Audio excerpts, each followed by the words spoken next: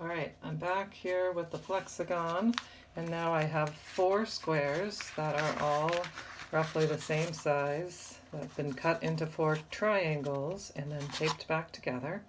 And now I'm going to try to finish making the tube to show you how to get the last little part, the last little detail right. So remember, as you're taping the squares back together, you've got to keep the gap, mind the gap, as they would say. And might have another person kind of hold them for you as you tape them down, but oh, that was a bad miss. Let me try that one again. Trying to get the tape centered on so that the gap is in the center of the tape. I'm just not seeing through very well. All right, that looks pretty good. All right, so then I can take that up and turn it over and tape both sides. You can tell sometimes it doesn't quite go exactly as you'd like.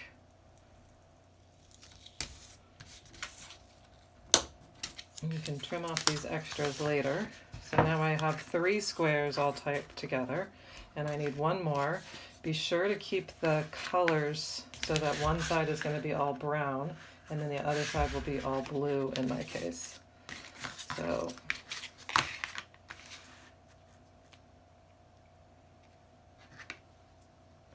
it doesn't have to be perfect. You're trying to keep all the gaps uniform, but don't stress. I've made these with students that had much less attention to detail than most of you will have, and theirs came out still a viable toy, so, or puzzle.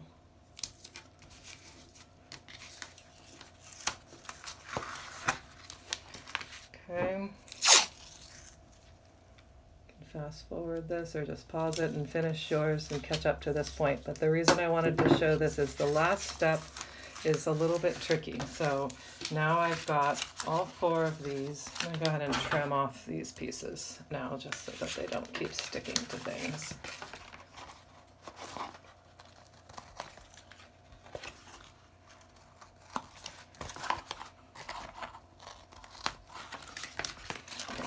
Probably would have made this a little bit better if I hadn't been trying to film it and make it kind of quickly, because I'm noticing this last one is a little crooked here, but I'm going to go for it anyway.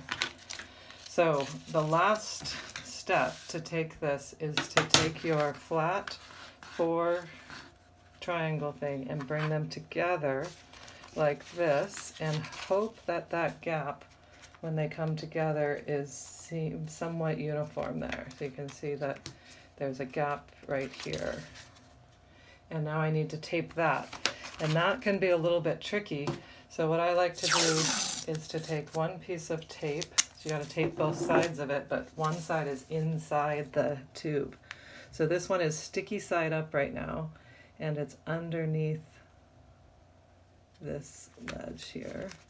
And then I'll pick up the other side and lay this down and then try to fit this in. And you might have to push a little bit or pull to get the gap and then push that down.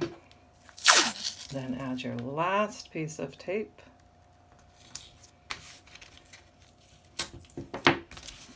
And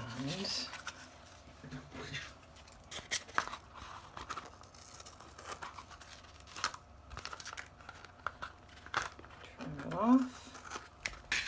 And kind of run your fingers over all the seams just to make sure that there isn't part of the tape that's peeling off. If you use the blue masking tape, that's fine, but it's designed to come off of things, so I should have mentioned that the beige masking tape is kind of a nice option because it's a little stickier.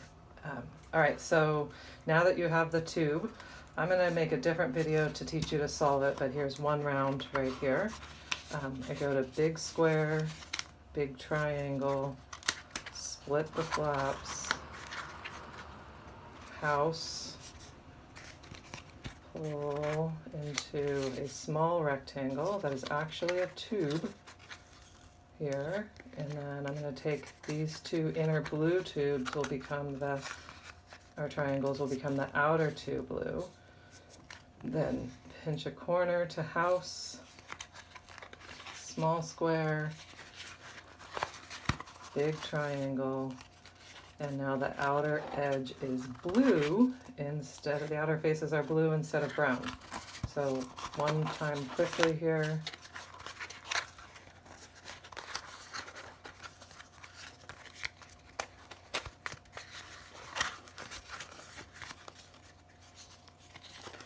Now the outside is brown. So obviously you don't want to force it, and to be honest, I haven't had many students ever be able to, I don't think I've had any that have ever had the patience to figure it out on their own. And the only problem with trying to figure it out on your own is you might be tempted to bend it. And if you end up bending any of the triangles, the toy, it's not broken, but it kind of loses its integrity and its satisfaction. So you don't want to get too many creases like this one. So I've already gotten one in there, and I wasn't trying to force it. So anyway, I will make a better video on learning how to do the puzzle, but it is somewhat satisfying to play with. And if we had been in class during this 2020 pandemic, we would have made these together in the classroom. So I hope that you will try to make one and enjoy the process and have a nice toy. If your cardboard ended up being the same color on both sides, you can just take a colored marker and put a little pattern or a sticker all on the outside of one side and then a different one on the inside, or just blank on the inside. I've often taken little sticky dots and done red dots on the outside and blue dots on the inside or something like that. So if you didn't have cardboard that was colored on one side, that would be fun. All right, last time.